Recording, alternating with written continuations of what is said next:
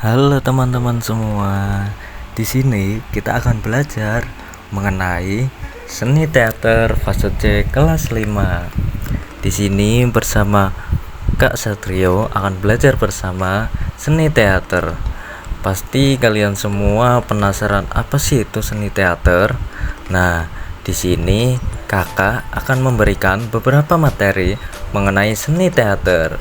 Mari disimak ya. Nah, lebih jelasnya lagi, di sini spesifiknya Kakak memberikan materi mengenai cerita, penokohan, dan proses berkarya seni teater. Di sini sebelum kita masuk ke materi, Kakak akan lebih jelaskan tentang tujuan pembelajaran yang akan kita capai pada pembelajaran kita hari ini. Oke, kita masuk ke tujuan pembelajaran ya.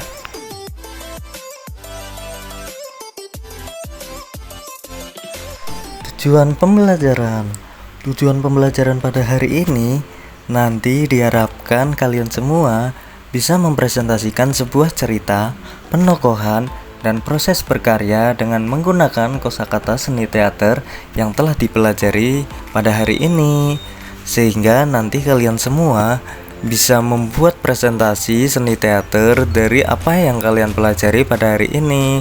Begitu ya teman-teman.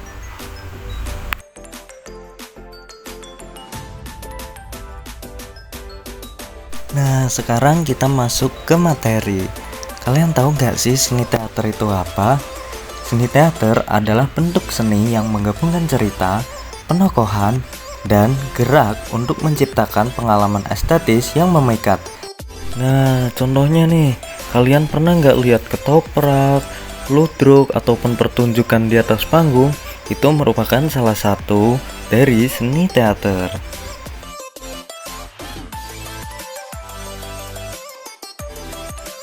Nah, selanjutnya kita masuk ke kosakata teater.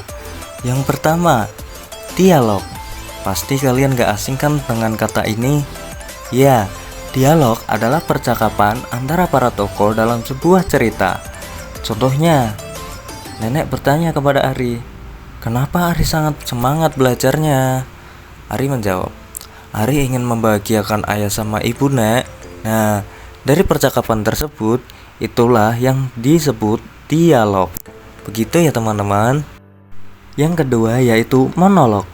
Monolog adalah ucapan panjang yang disampaikan oleh satu tokoh dalam sebuah cerita. Contohnya, ada seorang siswa yang termenung di bangku depan sekolah. Sambil memandangi lingkungan sekolah, ia pun berbicara sendiri. "Bagaimana sekolahku bisa maju?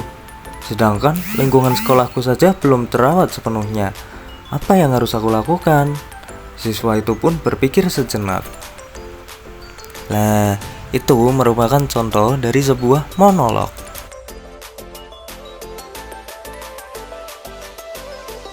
Oke, kosakata yang ketiga yaitu deklamasi. Deklamasi yaitu membacakan puisi atau teks secara ekspresif. Contohnya, ketika aku kecil dan menjadi muridnya, dialah di mataku orang terbesar dan terpintar. Ketika aku besar dan menjadi pintar, kulihat dia begitu kecil dan lugu. Aku menghargainya dulu karena tak tahu harga guru. Ataukah kini aku tak tahu menghargai guru? Nah, itu sebuah contoh teks deklamasi. Kosakata selanjutnya yaitu mimik. Mimik yaitu ekspresi wajah yang digunakan untuk menyampaikan emosi atau karakter. Nah, ketika kalian senang, pasti mimiknya akan menjadi senang. Wajah kalian menjadi senang. Begitu teman-teman.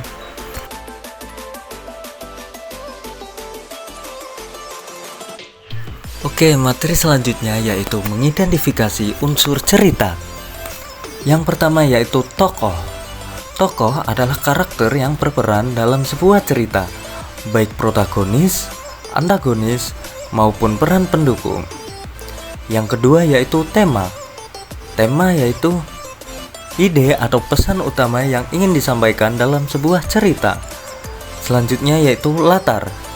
Latar adalah tempat, waktu, dan suasana yang menjadi latar belakang cerita. Dan yang terakhir yaitu alur. Alur merupakan urutan kejadian dalam sebuah cerita yang meliputi konflik, klimaks, dan penyelesaian. Selanjutnya yaitu menganalisis penokohan dalam cerita.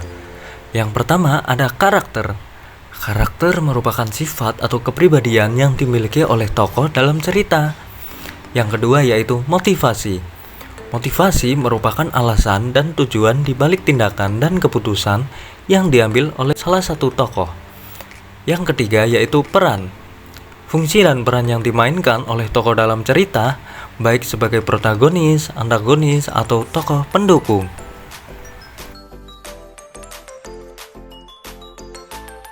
Selanjutnya yaitu proses berkarya seni teater. Yang pertama yang harus kalian lakukan yaitu konsep, atau memilih tema, alur, tokoh, dan latar yang akan diangkat dalam cerita.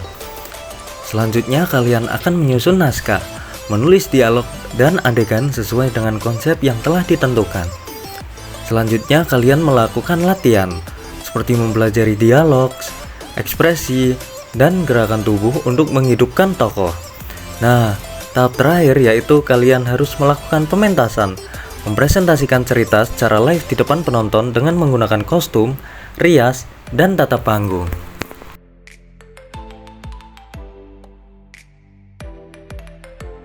Nah, yaitu selanjutnya yang terakhir yaitu presentasi karya seni teater. Dalam melakukan presentasi karya seni teater, yang diperhatikan yang pertama yaitu kejelasan. Peserta didik mampu menyampaikan cerita dengan jelas dan mudah dipahami. Yang selanjutnya, kalian harus memperhatikan ekspresi. Peserta didik mampu menggunakan ekspresi wajah, suara, dan gerakan tubuh secara efektif. Selanjutnya yang harus diperhatikan yaitu penghayatan. Peserta didik mampu menghidupkan tokoh dengan penuh penghayatan dan emosi.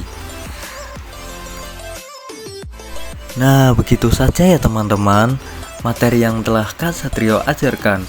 Semoga teman-teman bisa memahami bahan ajar yang Kak Satrio sampaikan pada hari ini. Terima kasih. Wassalamualaikum warahmatullahi wabarakatuh.